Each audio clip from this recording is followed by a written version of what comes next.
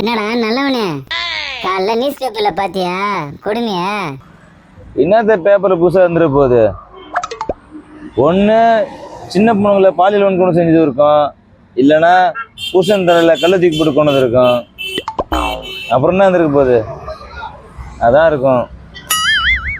சரி, இந்த மாதிரி நடக்க கூடாதுன்னா இந்த சமுதாயத்துக்கு நம்மளால என்ன சொல்ல நினைக்கிறேன்?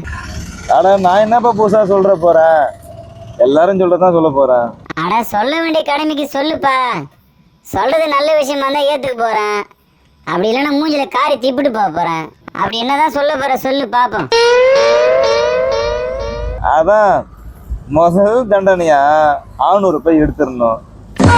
இது எல்லாரும் சொல்றதானே, அதேதான் 600 ரூபாய் பஸ் எடுத்துடணும்.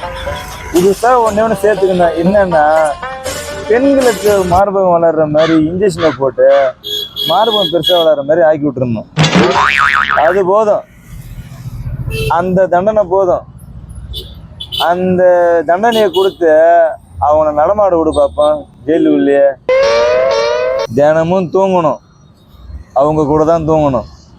தினமும் சாப்பிடணும், தினமும் குளிக்கணும், பாத்ரூம் போகணும்.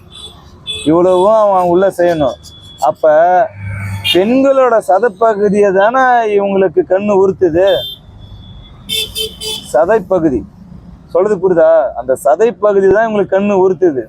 அதே சதைப்பகுதியை கூட இருக்கிற ஆண்களை இவங்களை பார்க்கறானா, அப்போ அவங்களோட நிலப்பாடு எப்படி இருக்கும் யோசிச்சு பாருங்க.